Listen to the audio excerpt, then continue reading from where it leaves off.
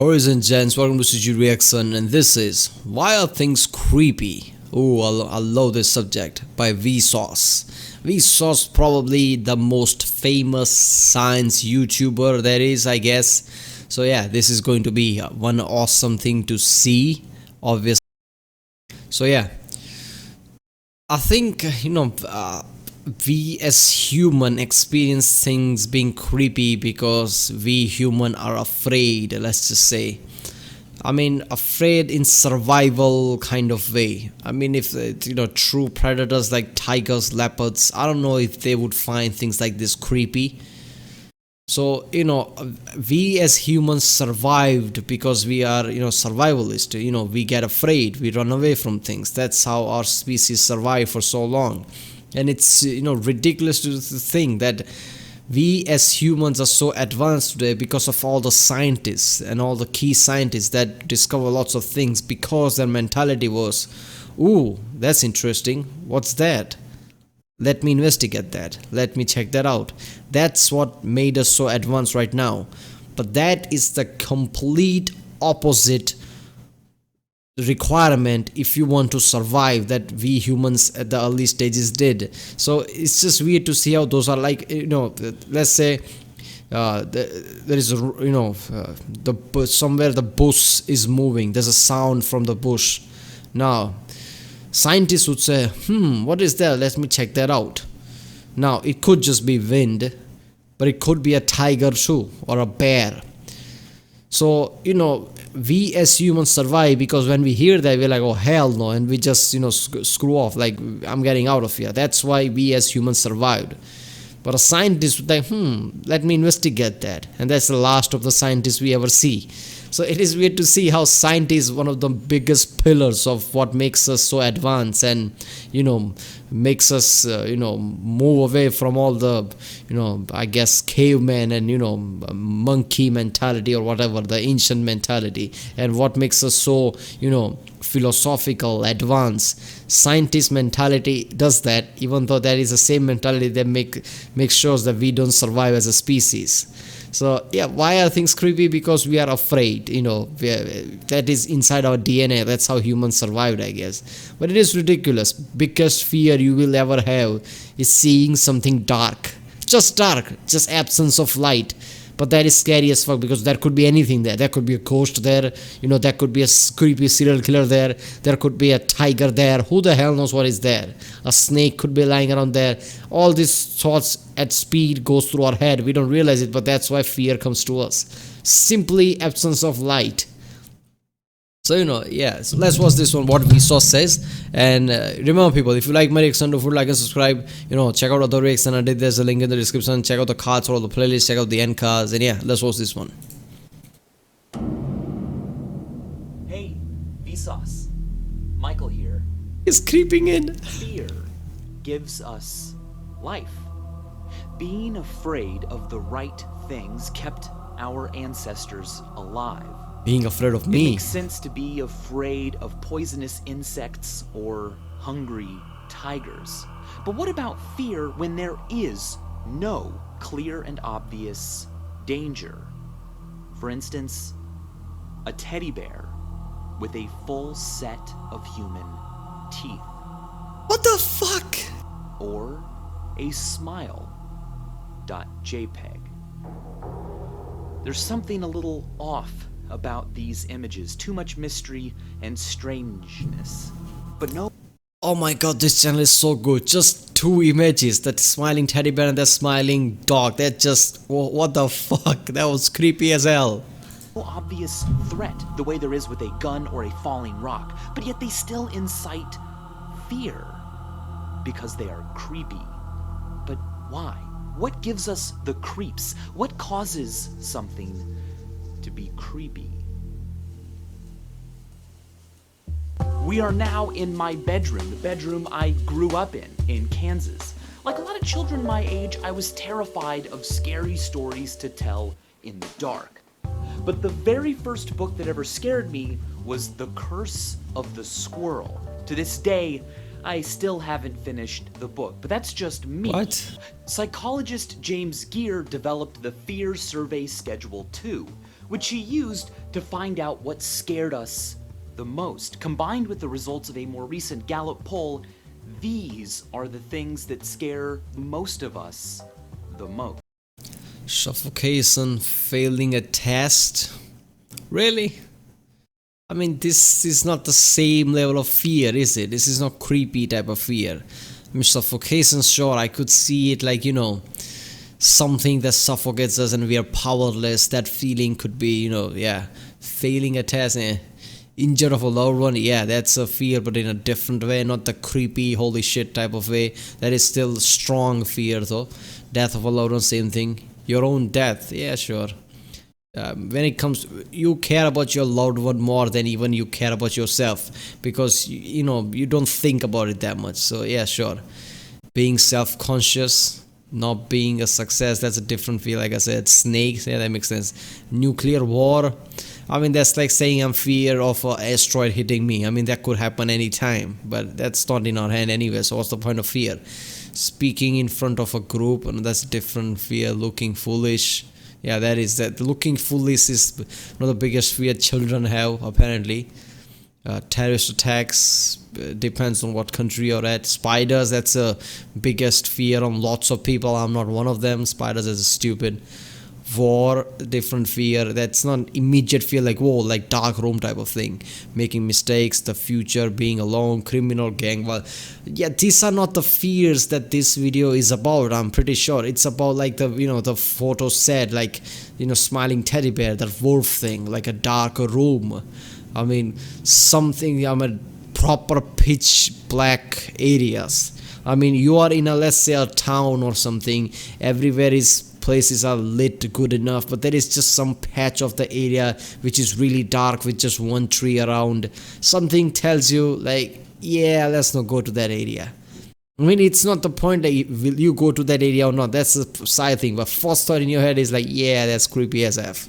So that's what this video is about, I think. These are all different type of fears. All of these things are scary, but are they creepy? Yeah, that is what he's saying. Specific. I love the way Stephen King delineates 3 types of scary stuff.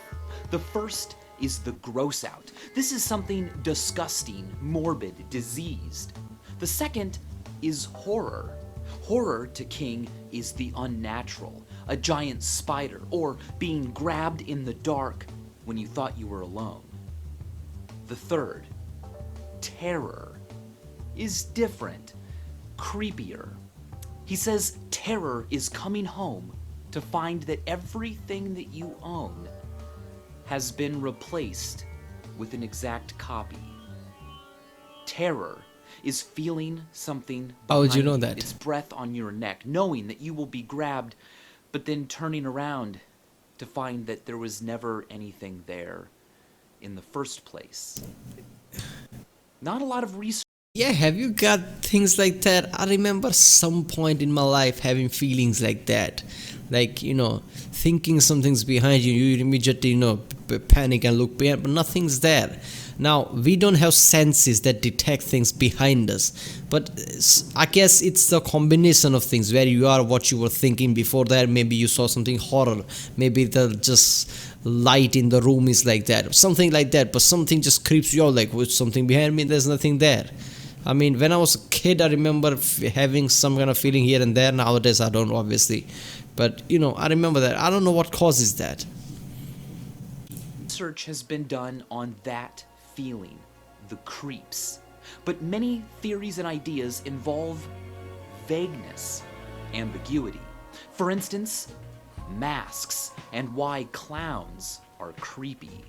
Claude Lévi-Strauss wrote that the facial disguise temporarily eliminates from social intercourse the part of the body which reveals personal feelings and attitudes.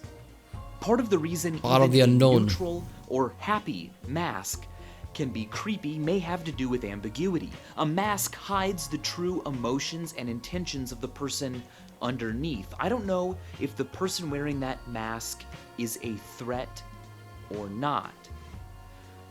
Vagueness is creepy when it comes Not just that, it's abnormal. I mean, people don't just walk around wearing masks. Average people every day, I mean, 50% of the people that you see don't wear a mask. So when somebody wears a mask, there's like, that's different, that's weird. And that automatically translates to there must be an issue since it's weird and different. That's how humans are.